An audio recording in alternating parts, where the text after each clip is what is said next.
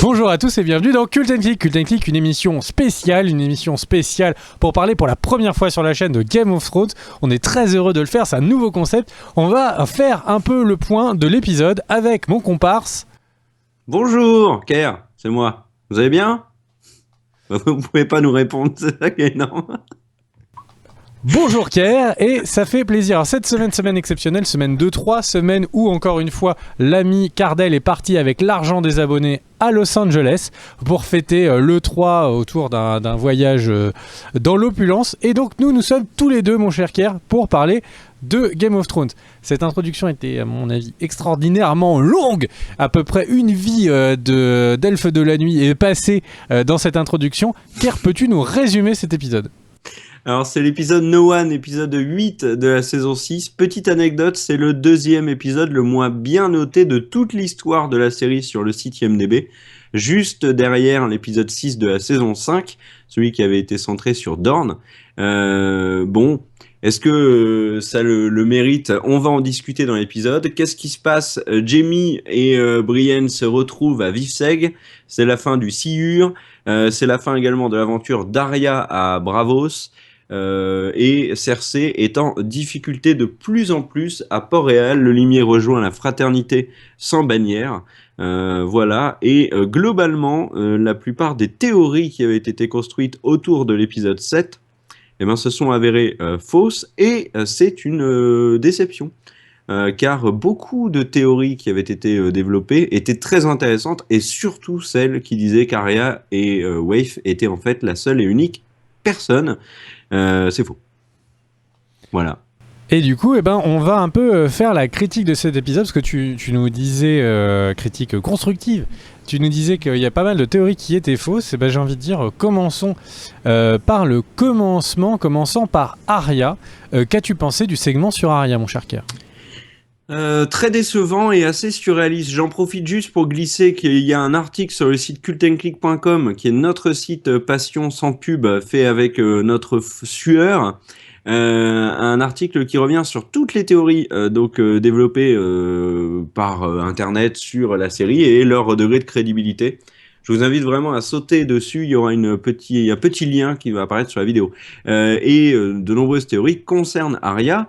Il y avait plusieurs théories. La première, Big B, je l'ai dit, c'était Arya et Waif sont la même personne, donc une sorte de dédoublement à la Fight Club. Et il y en avait une autre qui était complètement... Tu viens de spoiler Fight Club en fait, enfoiré. Il y avait une... Non, mais tout le monde le sait, qui n'a pas vu Fight Club. Et de toute façon, si vous n'avez pas vu Fight Club, vous ne savez pas de quoi je parle. Il y avait une autre théorie qui n'avait aucun sens, mais qui m'avait bien fait marrer. C'était qu'en fait, c'était Syrio Forel qui était en fait Jaqen et qui était là depuis le début. Bon, ça pareil, ça tient pas la route. Alors, le truc d'Arya, c'est qu'elle retrouve l'actrice de Cersei, qui d'ailleurs nous montre son talent en jouant une Cersei tenant son fils Geoffrey dans les bras. C'est une scène que je trouve très réussie, même si je trouve que la réaction du public est un poil de cul excessif, parce que ils sont tous en pleurs devant Cersei, alors que bon, à Braavos tout le monde déteste Cersei, comme à peu près partout dans Westeros et Essos. Le truc, c'est que l'actrice aide Arya. Bon, ça c'était assez cohérent avec ce qu'il nous avait montré jusqu'à présent dans l'épisode. Et ensuite, Arya est retrouvée par Waif. Waif tue l'actrice. C'était ce que le dieu multiface voulait. C'est donc fait.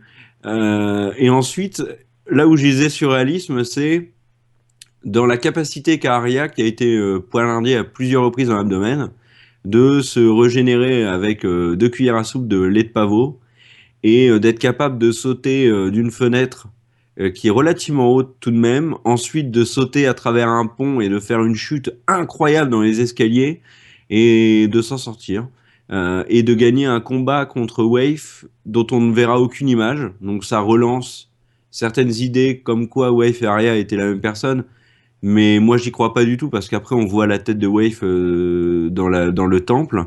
Donc j'ai été un petit peu déçu, sauf sur la fin où Arya dit à Jaqen que c'est Arya Stark et que son délire d'être personne, il peut se la mettre où on pense. Et j'ai beaucoup aimé le regard complice de Jaqen, pardon, qui dit, sans rien dire, Il y a un petit signe de tête tout de même, mais on sent dans son regard qu'il est très fier de son élève et très fier du fait qu'elle lui désobéisse et finalement qu'elle vole de nouveau de ses propres ailes. Moi, j'aimerais bien que Jaqen l'accompagne. Bon, à mon avis, ça sera pas le cas, mais j'aimerais bien que Arya se retrouve avec Jaqen. Ça serait les deux là, vraiment des alliés de poids pour Sansa et Jon. À toi. Quelle transition! La transition de la maladie. À toi. Ok, bah du coup, je suis d'accord avec beaucoup de choses que ce que tu as dit, donc je ne vais pas répéter, sinon la vidéo ferait à peu près 4h30. Moi je trouve complètement what the fuck les sauts d'Arya avec le ventre poignardé. Si l'épisode a une mauvaise note, je pense que c'est dû à... Enfin, si moi je lui mettais une mauvaise note, ce serait dû à deux choses. Le premier, c'est Arya. Quand on a vu les images où elle faisait des sauts, etc. dans la preview, c'était impossible d'imaginer que c'était elle, que c'était pas une fourberie, que c'était pas Jaqen qui avait pris son identité, etc., etc. Mais non, en fait, la série, avec les lois simples du corps humain, dit what the fuck, et je m'en fous, quoi. Donc, bon, c'est un peu décevant. Ouais, au final, elle l'a fait disparaître sur une idée sympa, mais au final, pourquoi tout ce voyage de Arya? Pourquoi tout ce temps passé avec le dieu multiface? Qu'est-ce qu'elle a appris? Elle a appris à se battre dans le noir? Est-ce que c'est ça son pouvoir? Elle a appris à se battre aussi, vraiment, quoi. C'est la fin de la formation de Syrio. Là, elle est beaucoup plus forte qu'elle ne l'était en arrivant à Braavos. Qui elle a battu qu'elle qu'elle ne pouvait pas battre avant? Mais là, elle est tellement forte qu'elle peut se taper la montagne sans problème, quoi. Bon, peut-être pas lui écraser le crâne, mais voilà. Maintenant, Arya, faut se méfier. Bon, il fallait déjà se méfier de toute façon. Moi, je te trouve très optimiste parce que je n'ai pas cette impression-là avec Arya. J'ai l'impression que si elle est face à la montagne, elle va continuer à galérer. Par contre, elle sait un peu utiliser quelques poisons. Ok. Elle sait donner un petit coup d'épée dans le noir. Ok. Mais à part ça, tu vois, le meurtre qu'elle avait fait à la fin de la saison précédente du garde du roi, dont je vous appelle le nom, qui tapait les petites filles. Mais le truc, c'est que c'est juste un crime presque passionnel et violent, tu vois, quand elle multi-poignarde. Donc j'ai pas l'impression... Enfin bref, donc je me pose des vraies questions sur l'utilité de tout cet arc narratif avec Arya. Et la série nous a montré que parfois elle savait faire des arcs narratifs qui ne servaient à rien. Coucou Daenerys qui fait des allers-retours dans le désert. Bon, ok, j'espère que en fait il y aura au moins un clin d'œil de tout ça plus tard, c'est-à-dire que par exemple, le jour où ils sont tous réunis et puis il faut qu'ils aillent tous contrer les marcheurs blancs ou Daenerys, Jaqen apparaisse, les sorte du mauvais pas en disant un prix a été payé. Tu vois, un truc qui pourrait être sympa, mais à part ça, je n'ai aucune idée de pourquoi au final on a passé autant de temps avec le dieu multiface. C'est complètement what the fuck le fait que son ventre se ferme en 3 heures de sommeil, il se réouvre, il se referme, tu sais pas pourquoi. N'importe qui serait mort naturellement. Elle a quand même une lame de 12 cm qui a été passée à travers son corps à 10 reprises. Pas de problème. Bon, ok, peut-être qu'on va découvrir qu'elle a un X-Factor comme dans les X-Men, tu sais, elle peut se soigner à une vitesse incroyable, mais bon, à part ça, je ne sais pas. Donc voilà, enfin bref, Arya est partie, donc j'ai envie de dire, partons sur un autre sujet. Le deuxième point qui, à mon avis, a été le gros point noir, commençons par les trucs négatifs d'abord, c'est tout simplement le combat avec les Tully. Est-ce que Kerr, tu peux nous donner ton point de vue sans nous résumer ce qui s'est passé, vu qu'on le sait tous? J'ai été déçu parce que ça se passe différemment que dans le livre, et dans le livre c'est vraiment bien. Dans toutes les scènes qui concernent Vivseg, il y a du très bon et du moins bon. Le très bon pour moi, c'est la grande force de l'épisode, c'est la relation Jaime et Brienne, qui est vraiment très bien travaillée et touchante, et elle marche vraiment parfaitement. J'ai bien aimé également la petite discussion entre Bronn et Podrick, qui introduit dans la série finalement quelque chose qu'on n'avait pas l'habitude de voir. Vous savez, c'est cette idée que en fait tous les personnages peuvent mourir. Podrick et Bronn, ça n'aurait aucun sens de les tuer avant la fin de la série, parce que c'est les good guys, c'est les seconds rôles sympas qui sont là pour nous faire marrer. et aussi qui ont un peu de style quand Bronn se bat. Mais du coup, je les vois plus du tout mourir dans la série, quoi. Je serais très étonné qu'il en arrive un truc négatif. Sur la théorie qu'on avait développée, bon, on en parlera plus tard autour de Lady Cœur de Pierre. Pareil, Vivseg nous donne des indices très négatifs sur l'arrivée de ce personnage.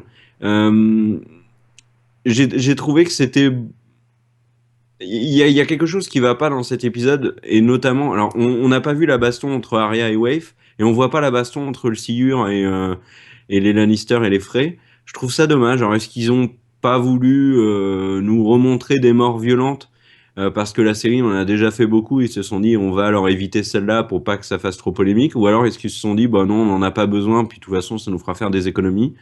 Mais en tout cas, la mort du Sillur qu'on voit pas, je trouve c'est vraiment dommage, parce que déjà sa mort est dommage, et la psychologie du personnage de dire à Brienne non mais moi je peux me sacrifier parce que t'es plus utile à moi qu'à Sansa, c'est vrai.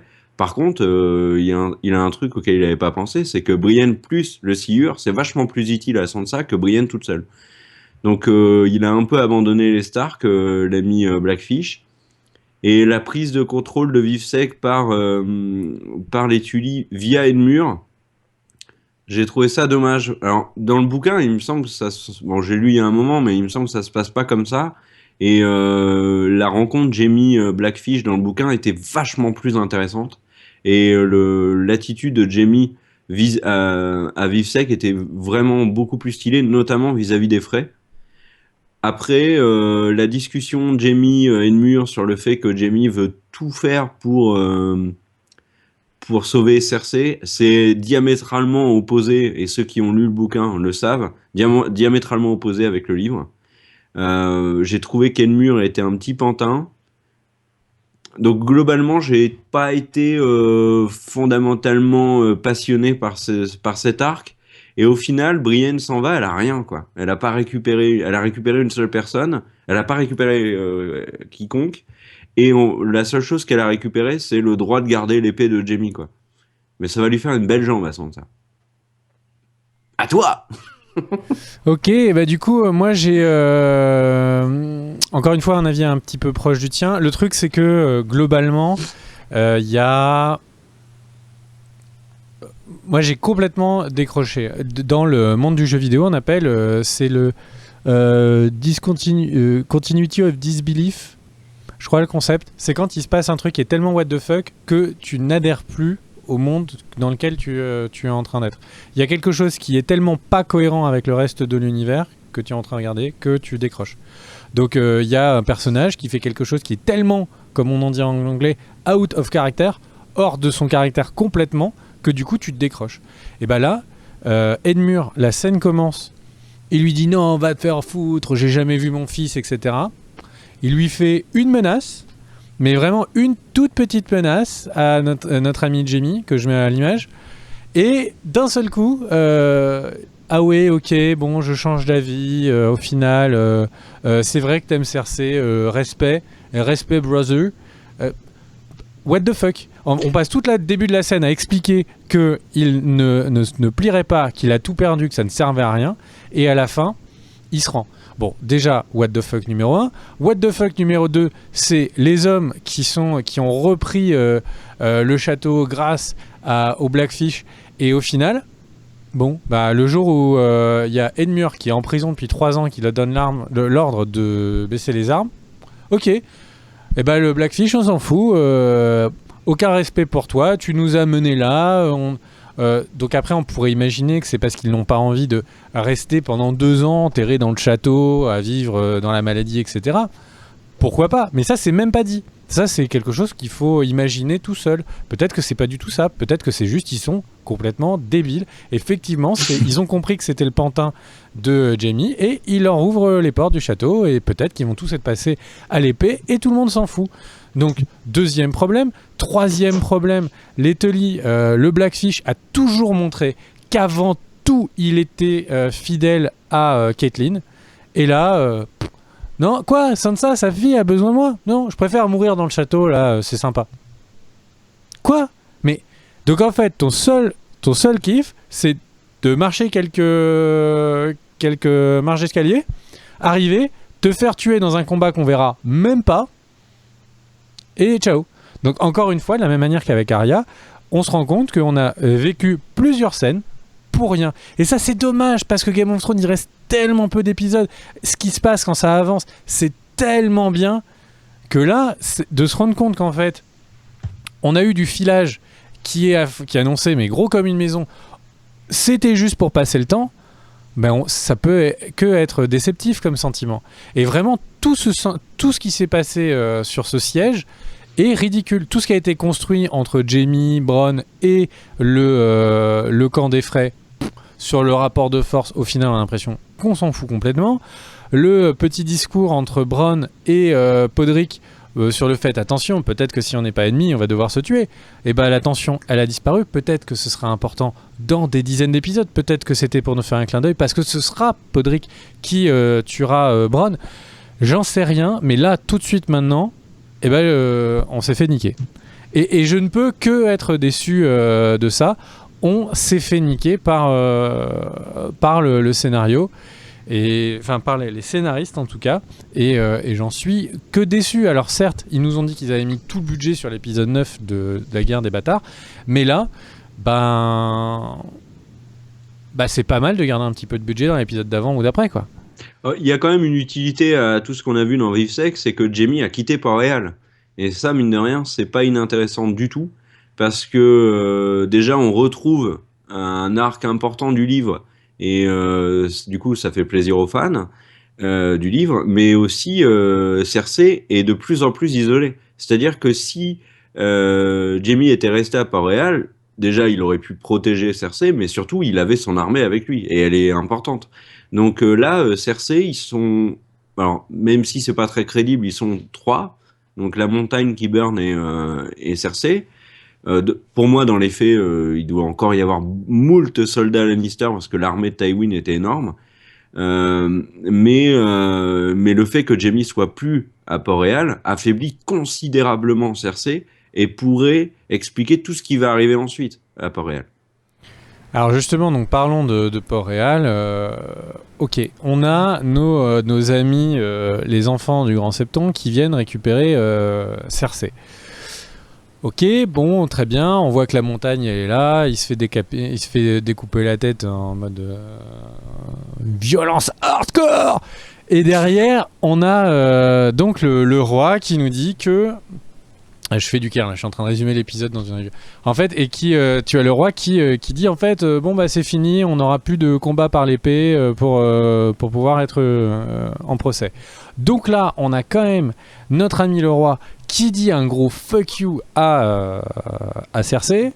On voit que Cersei, donc, elle n'a pas de Jaime, mais dans les faits, là, vu la tournure des événements, je pense qu'il aurait servi approximativement à rien. La garde, la grande garde, les dorés de la citadelle, on voit qu'elle est vraiment plus complètement aux mains de Cersei. Et c'est là où je vais en venir, c'est que certes, il y a une grosse armée Lannister qui est en place à Port-Réal, mais on voit qu'il y a une très grosse armée Lannister qui a été envoyée avec Jaime auprès des Frey, et de deux, que l'armée Lannister n'est plus forcément aux mains de la descendance de Tywin, c'est-à-dire Cersei, Tyrion et Jaime, mais qu'elle est plutôt maintenant dans les mains du cousin, qui est la main du roi, qui est donc le Lannister le plus haut gradé à l'heure actuelle, et qui naturellement doit donner les ordres. Et ce qu'on voit, c'est que lui est clairement opposé à Cersei. Et donc là, en fait, j'ai l'impression... C'est pas le cousin, hein, c'est l'oncle. Kevin, oui. C'est l'oncle Lannister. Oui, c'est l'oncle. Je pensais à l'ancelle. À l'ancelle. Mais le truc, c'est que d'une manière générale, ça y est, les Lannister, donc en fait, ne sont plus qui on pensait. Les Lannister, c'est ce oncle. C'est plus du tout Jaime et Cersei. C'est une branche bâtarde, littéralement bâtarde, des Lannister qui se cassent, et on ne voit plus que eux. Donc dans la catégorie depuis le début de la série, on a vu le rise and putain, j'en veux de parler en anglais. La montée et la descente des Lannister. Et ben en fait, ils ont perdu leur argent. On a appris que Tywin a dit qu'ils étaient en faillite déjà depuis très longtemps, que les mines étaient complètement sèches. On a maintenant, ils viennent de perdre le pouvoir parce que le roi n'est plus sous leur contrôle. Ils ont perdu leur propre famille. Le dernier truc qu'il en reste, c'est le contingent d'armée qu'a Jaime d'un côté et le maître et la montagne pour Cersei. Et basta. Alors, est-ce que... si on théorie, si on se pose des questions, là, à chaque fois, Game of Thrones nous met quelqu'un dans une situation d'extrême faiblesse pour qu'ensuite il revienne et que ce soit extrêmement surprenant. Mais Game of Thrones, c'est aussi une série qui sait punir. Et donc là, j'ai un peu l'impression, et ce que je n'espère pas, c'est qu'en fait, on va juste voir la lente punition de Cersei, qui va effectivement, sans doute, perdre son fils dans les manigances qu'elle va faire, et au final, peut-être se donner la mort pour en finir, et Jaime, qui du coup n'aurait plus aucune utilité. Ce serait une juste tragédie, qui du coup serait les pires pourritures. On rappelle, Jaime, là maintenant on pense que c'est le good guy, etc., maintenant qu'il s'est coupé les cheveux, mais quand il avait les cheveux longs, il a tué un enfant, il a vraiment fait pas mal de belles saloperies, et derrière Cersei, c'est elle qui est responsable de la mort de Ned Stark. Donc au final, j'ai l'impression que la série nous dit que en fait on va voir l'antagonie. J'en suis au point où pour au moins la qualité de rebondissement de la voir revenir un peu sur le devant, ou ça y est, ou se faire zigouiller à l'épisode suivant, mais j'ai pas envie de voir une lente agonie de deux personnages qu'on suit déjà depuis 6 ans. Qu'est-ce que tu en penses, toi, mon cher Kerr ? Alors, les scènes de Cersei et la montagne sont très importantes. Alors, il y a plusieurs éléments qui sont décevants. Le premier, c'est que la montagne, contrairement à ce que nous laissait croire la vidéo preview, ne se bat pas du tout contre les fanatiques, et ça, c'était décevant. Il arrache une tête, soit, mais les autres s'en vont, et puis basta. Le fait que Tommen, très intelligemment, mais l'idée ne vient pas de lui, on le voit bien, c'est vraiment un pantin, que Tommen décide que les duels judiciaires, c'est terminé.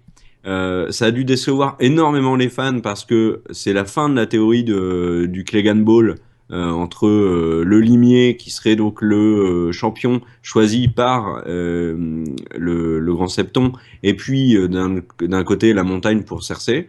Donc ça, bon, c'est pas pour maintenant. L'affrontement limier la montagne arrivera peut-être plus tard. Si je peux t'interrompre sur ce point, en fait, quand on voit que le limier dont on va reparler part vers le nord, et que la montagne du coup reste là, soit effectivement ça veut dire que la série nous a monté un Clegane Ball depuis longtemps qui ne servira à rien, et ça j'ai du mal à y croire, et ce sera tout simplement l'annonce que Cersei va se retrouver à combattre Sansa d'ici une saison, d'ici plusieurs épisodes. Moi, j'ai une autre théorie que j'ai mis dans l'article et auquel j'ai réfléchi, qui j'expliquerai après. Je reviens sur le duel judiciaire, sur le fait qu'en fait, tous les éléments dans cet épisode nous indiquent ce qui pourrait vraiment se passer concernant les Lannister, Cersei et Jaime. Cersei ne peut plus se défendre avec la montagne pour s'en sortir face au Grand Septon.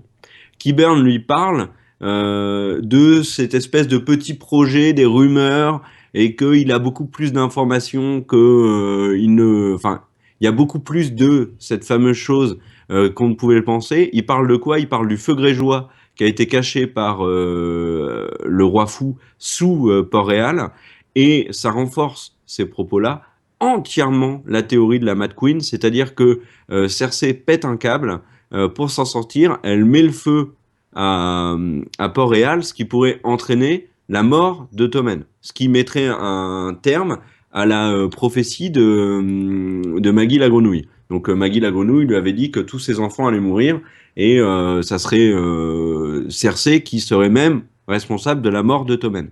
Il y a un autre aspect qui est intéressant, c'est que Jaime pourrait se retourner contre Cersei pour sauver Port-Réal, c'est-à-dire qu'il apprendrait depuis Vivseg que Cersei pète un boulon et veut détruire Port-Réal, et donc Jaime reviendrait à Port-Réal pour arrêter Cersei, provoquant peut-être sa mort, parce que la théorie de Maggie la Grenouille dans la série s'arrête à ses enfants, mais dans le livre, elle va jusqu'à cette fameuse référence au Valonqar, qui en haut valérien veut dire petit frère. Le petit frère, depuis le début dans le livre, Cersei est persuadée que c'est Tyrion. parce que dans les faits, c'est son petit frère. Mais ça peut être aussi Jaime. Ça dépend comment on interprète le terme de Valonqar. Ça peut être aussi son frère jumeau. Donc peut-être que Jaime va tuer Cersei pour sauver Port-Réal, ce qui ferait une boucle incroyable, puisque Jaime a déjà sauvé Port-Réal et est devenu le régicide en tuant Aerys II. Là, il tuerait donc sa sœur. Et tu disais que Jaime n'aurait plus aucune utilité. À ce niveau-là, je suis pas d'accord. Pourquoi? Les scènes avec Brienne. C'est-à-dire que Jaime a un vrai rôle, a une vraie relation avec Brienne, et il pourrait, une fois Cersei morte, se retourner avec les Lannister du côté de Sansa pour laver finalement tout le tort qu'il a commis au Stark, et notamment, ça permettrait de rejoindre toutes les discussions qu'il a eues avec Brienne, quand notamment il s'est fait couper la main, ou toutes les discussions qu'il a eues avant avec Catelyn. Jaime deviendrait une sorte de bras armé des Stark dans leur combat. Donc, pour moi, tout est Le bras cohérent. en métal armé. Voilà. Mais par contre, je parlais d'une possibilité une théorie sur le limier et la montagne. Cette théorie, c'est quoi? C'est que le limier actuellement est avec la fraternité sans bannière. Il est dans les conflans, donc pas très loin de Vivseg. Si Jaime apprend, alors cette théorie vient de moi, donc elle ne repose sur rien de fou, hein, donc ne prenez pas ce que je vais dire pour argent comptant. Mais le limier dans le conflant pourrait croiser Jaime, qui lui dirait alors, bah, moi je pars à Port-Réal parce que c'est la merde et Cersei fait n'importe quoi. Le limier accompagnerait Jaime pour affronter la montagne. Parce que dans les faits, si Jaime revient pour empêcher Cersei, il a quand même un énorme problème. C'est qu'il a une main et il doit affronter un colosse. Si Bronn est avec lui, ça peut être Bronn qui affronte la montagne. Mais j'y crois pas trop. Par contre, si c'est le limier qu'ils ont croisé sur le chemin et que le limier les accompagne, on a le Clegane Ball. C'est-à-dire le limier tue la montagne et Jaime tue Cersei et met un terme à la folie de sa sœur. Voilà pour ma théorie sur ça. Du coup, est-ce qu'on enchaîne avec le limier ? Bah oui, on enchaîne avec le limier. Moi, juste pour réagir sur ta théorie, elle me plaît bien. Elle me plaît bien. Hein. Ça me plairait vraiment bien qu'on ait la Mad Queen qui foute le feu. Le seul truc qui me pose problème, c'est ces très nombreuses visions qu'on a eues de Port-Réal survolées par des dragons. Et à chaque fois, Port-Réal était entièrement intact. Donc, à moins que Jaime apprennent avant même que Cersei en ait l'idée pour pouvoir venir et éteindre la mèche avant qu'il foute le feu, tu vois, au feu grégeois. C'est le seul truc qui me perturbe parce que pour tout le reste, j'aime énormément ta théorie qui rebiquerait et qui permettrait de positionner correctement le royaume vers d'un côté le nord, enfin avec Sansa qui va pouvoir affronter les marcheurs blancs et soit aidé par Daenerys, soit au contraire pouvoir se retourner rapidement parce que les Lannister sont beaucoup plus bas dans Westeros et se repositionner très rapidement contre Daenerys. En tout cas, moi ça me plaît bien cette théorie. Tu parlais du limier, parlons du limier, j'ai envie de dire. Eh bien, t'étais lancé. Continue mon cher Kerr, que penses-tu du limier ? Alors, je vais parler de Lady Cœur de Pierre sans vous révéler quoi que ce soit dessus. Donc, ceux qui ont du coup lu le bouquin sauront de quoi je parle. Parce que c'est en fait la vraie info de cette scène-là. C'est que, on peut le dire, on ne verra probablement à 90% facile, hein, jamais Lady Cœur de Pierre dans Game of Thrones. Pour la simple et bonne raison que donc on voit le limier qui se venge, qui charcute 3-4 mecs de la fraternité sans bannière. La vraie question, moi, que je me posais, c'était pourquoi la fraternité sans bannière avait massacré les amis du limier. Ça, pour moi, ça n'avait pas de sens. Sauf si la fraternité sans bannière était dirigée par Lady Cœur de Pierre et avait pris un tournant plus extrême, comme dans le bouquin. Le limier les massacre, bon, et ensuite le limier tombe sur Tauros, qui est donc le prêtre rouge qui accompagne la fraternité, et là où mon cœur de fan s'est brisé, Beric Dondarrion. Si Beric Dondarrion est là, Lady Cœur de Pierre n'est pas là. Donc fin de l'histoire avec la possible arrivée dans la série de Lady Cœur de Pierre. Pour revenir sur le limier, c'est vraiment intéressant la discussion qu'il a avec Tauros et Beric. Ça permettrait au limier, en fait, s'il suit Tauros et Beric dans leur projet, c'est-à-dire aller vers le nord, comme ils le disent, le vent souffle au nord, ça permettrait au limier de retrouver son petit oiseau, qui est Sansa. Le limier avait protégé Sansa énormément à Port-Réal. Et le limier pourrait donc être là pour la bataille des bâtards, ce qui serait, à mon avis, l'élément qui pourrait... Il y aurait deux éléments qui feraient que la tendance qui est extrêmement négative pour Sansa, c'est-à-dire pas de Tully, très peu de soutien, quelques mormons, une gamine de 8 ans qui certes a beaucoup de charisme, mais qui, à mon avis, une fois qu'elle a une épée de 30 kilos dans les bras, ne saura rien en faire. C'est vraiment la cata actuellement en pensant de ça. Et là, eh ben, on aurait deux armées qui viendraient apporter son soutien à Sansa et qui permettraient de battre Ramsay. C'est d'un côté les Chevaliers du Val, puisque maintenant on sait que la lettre envoyée par Sansa était destinée à Littlefinger, où elle lui demandait d'envoyer les Cavaliers du Val. Et l'autre, eh ben, ça serait la Fraternité sans bannière qui arrive avec le limier. Et quand on voit ce que fait le limier avec une petite hache achetée à Monsieur Bricolage à 15 balles, eh ben, quand il a une épée et une armure, le limier, il est encore en pleine forme, et à mon avis, il vous tue 3000 mecs. Donc voilà ce que nous apprend cette phase sur le limier. Pour moi, dans tous les cas, c'est vraiment très bien que ce personnage-là ait une certaine rédemption, même si sa rédemption, c'est en massacrant des gens, et qu'il l'ait avec la Fraternité sans bannière, qui est un groupe très intéressant. Et en fait, dans les conflans, mine de rien, alors là je fais un petit point livre rapidos, mais dans les conflans, il y a énormément de groupes et énormément de personnages qu'on n'a quasiment jamais vus dans la série. Et le fait d'introduire davantage la Fraternité sans bannière avec Tauros et Beric, c'est vachement intéressant, parce que c'était un des regrets que j'avais de la série, c'est que tout l'arc avec Arya le limier, Arya la montagne, Arya Tywin, etc., tout était ultra simplifié dans la série, alors que dans le bouquin, c'en était devenu hyper intéressant. Donc voilà, pour mon avis sur le limier. Et toi, qu'en penses-tu ? Quand tu fais des transitions, c'est tellement rare que ça me surprend maintenant. Donc, ok. Donc en fait, ce que j'allais dire, moi déjà, ces messieurs, notamment Tauros de Myr, on a l'impression que c'est un réalisateur des années 70. Tauros de Myr, eh bien, ils ont montré que c'était une armée d'élite, que vraiment ils étaient capables d'aller mettre une flèche à 250 km, etc., etc. Donc c'est vraiment une espèce d'armée d'élite. Mais c'est une armée, quand on les a vus dans leur petite grotte, ils étaient 100. Donc j'espère que... alors peut-être que les bouquins ont donné des informations que c'était une vraie armée, un vrai contingent. Non, c'est pareil, c'est un contingent. Mais par contre, c'est un contingent qui fout vraiment la merde, hein. Faut en être conscient. Hein. Oui, mais c'est des barbouzes. C'est les mecs qui attaquent juste une cargaison, qui attaquent une petite ferme. Et comme c'est des soldats d'élite, bah forcément, ça fout un bordel de ouf. Le truc, c'est que là, il nous manque 2000 personnes.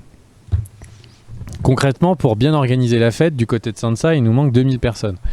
Donc, bon, elle a 200 soldats d'élite. Cool. Donc ça m'a l'air d'être le genre de truc qui est très bien en milieu d'épisode, quand ils se sentent tout seuls dans leur pyjama, oh mon Dieu, vont-ils mourir, enfin on va en reparler lors de la preview. Et puis pour la guerre des bâtards, là il y a un petit contingent qui arrive, ah c'est super, c'est des soldats d'élite, ils arrivent à faire une percée. Mais voilà. Et derrière ça laisserait la place au frais. Pour que ce soit la vraie dernière surprise du dernier quart d'heure de l'épisode.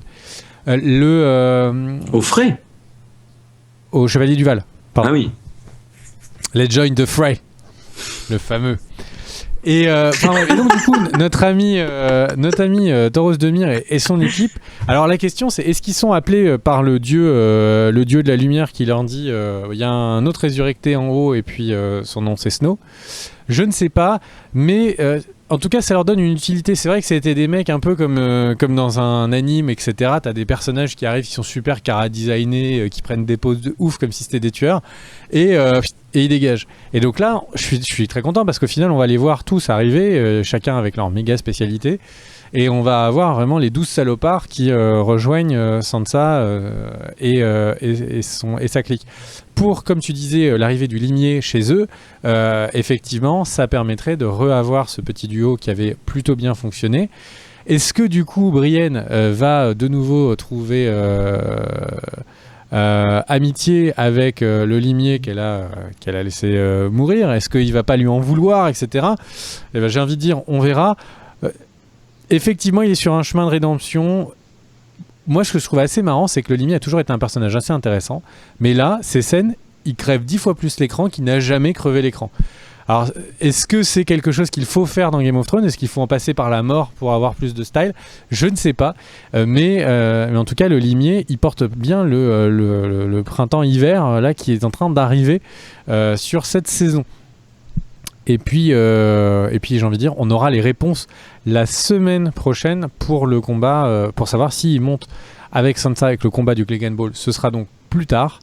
Ou si au contraire il va refuser et se casser direct et rencontrer Jaime. Ça, on le verra parce qu'il sera dans la bataille ou pas. On enchaîne, est-ce qu'il y a Tyrion. une zone...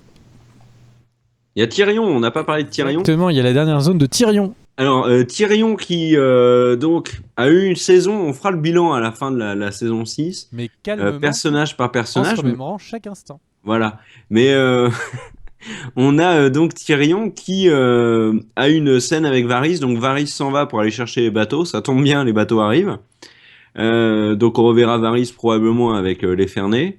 Ensuite, on a Tyrion qui de nouveau discute avec Vergris et Missandei. Donc on voit que les deux anciens esclaves se rapprochent. C'est rigolo.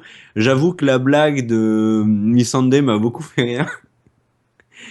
Cette scène-là est sympathique. Le problème, c'est qu'on n'a pas eu d'énormes scènes avec Tyrion depuis le début de la saison. Et du coup, c'est un peu ballot, quoi, parce que la saison est quasiment terminée. À mon avis, on reverra Tyrion peut-être une ou deux fois.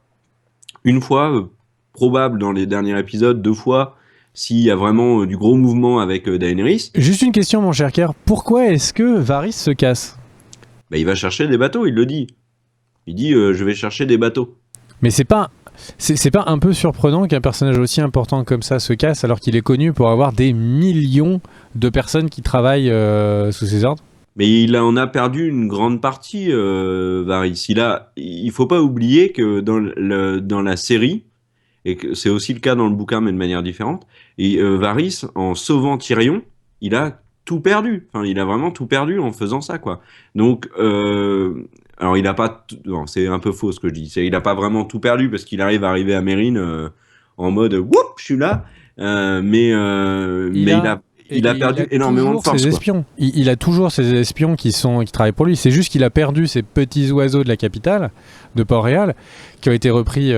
Mais les autres, il y a plein de moments, il parle d'eux. Donc quand un homme reste aussi influent, je trouve ça bizarre qu'il se casse de la zone de conflit. Bah précisément, genre littéralement 10 minutes dans la série avant que la ville se fasse sauter. C'est incroyable. C'est une facilité de scénario incroyable. C'est vrai, alors est-ce que du coup on peut estimer que Varys est un traître? Non. Je vois pas l'intérêt. Moi je pense qu'il est vraiment parti chercher de l'aide, que ça permettra de faire le lien entre les Fernets, Yara, Théon et Daenerys. Après on a cette scène donc avec Tyrion qui est là, qui détend un petit peu l'atmosphère, exactement comme le fait la scène Bronn-Podrick. Mais voilà, le seul truc qui est vraiment important, c'est l'attaque donc c'est la flotte des cités d'Astapor, Yunkai et compagnie, qui attaque donc Mérine. Est-ce qu'ils savent déjà que Daenerys n'est pas là? Ce que dit Vergris, à mon avis, est très important. Il dit à Tyrion, tout ceci est de votre faute, donc maintenant taisez-vous, laissez-nous bosser.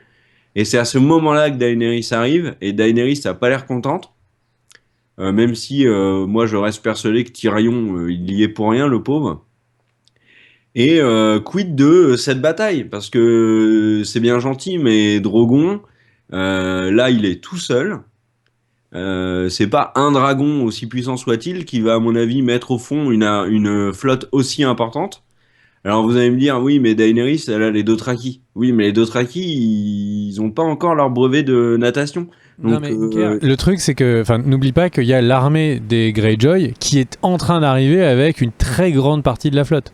eh ben, est-ce que la saison 10, la saison 10 qui n'existera jamais, est-ce que l'épisode 10 de cette saison, on n'aura pas la bataille avec le dragon, Daenerys, les Dothraki, les Immaculés et Tyrion? Parce que Tyrion se bat bien, n'oublions pas ce qu'il a fait sur les berges de la Nera.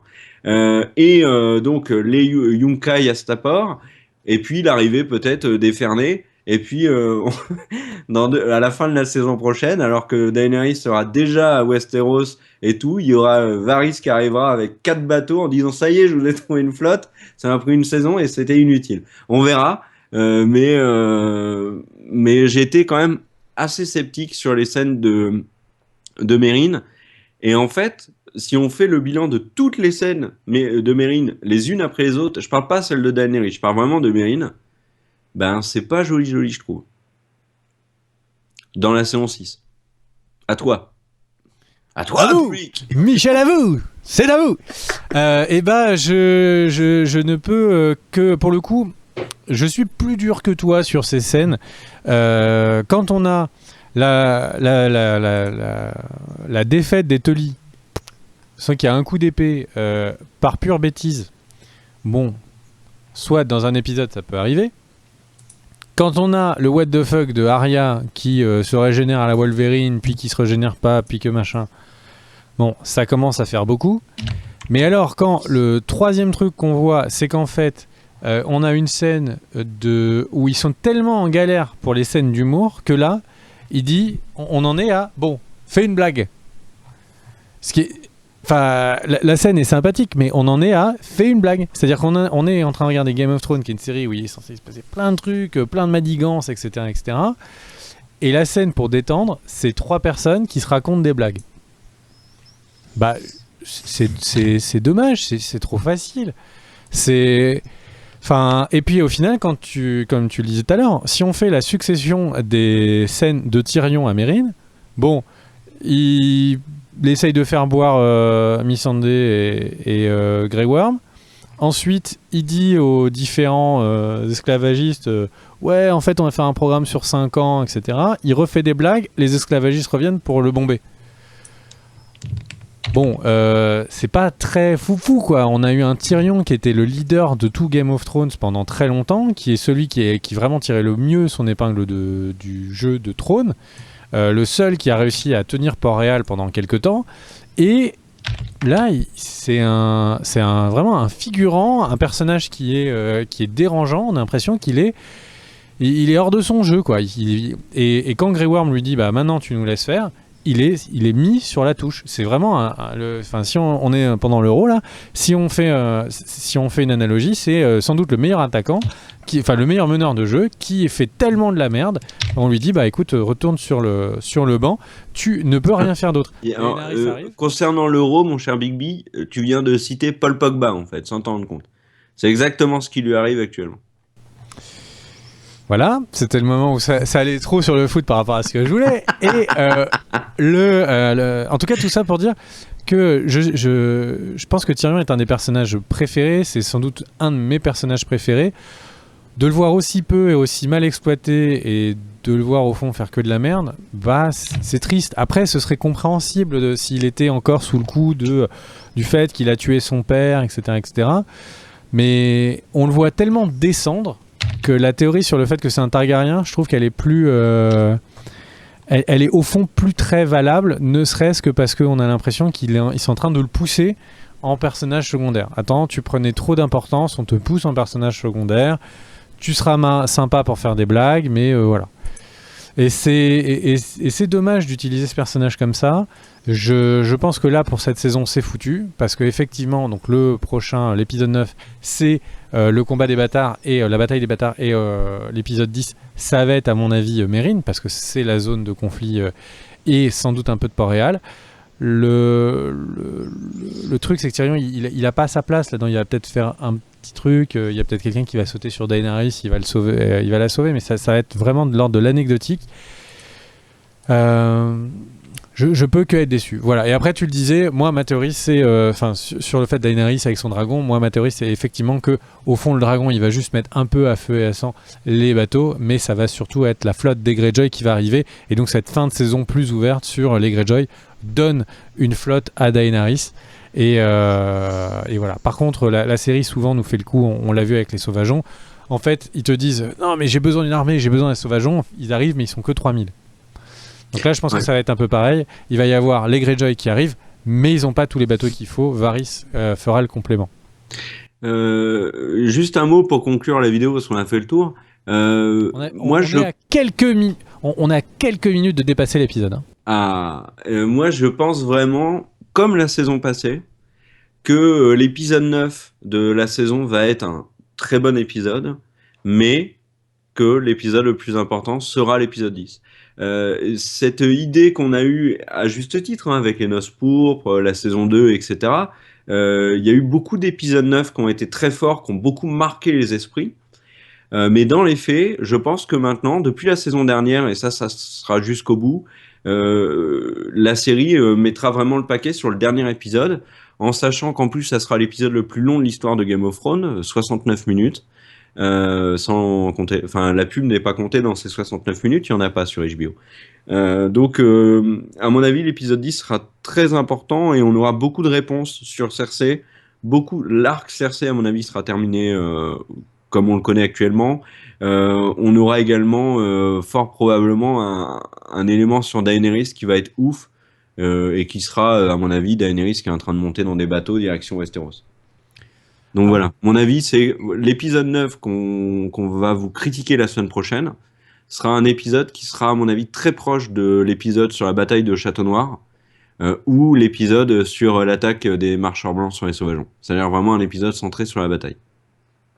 Après, j'ai envie de dire, au fond, quand tu regardes la série avec un petit peu de recul, c'est normal qu'il se passe beaucoup de choses sur les premiers épisodes parce qu'il faut fédérer une audience, que les derniers épisodes, c'est là où ils nous ont déjà annoncé qu'ils avaient concentré leur budget.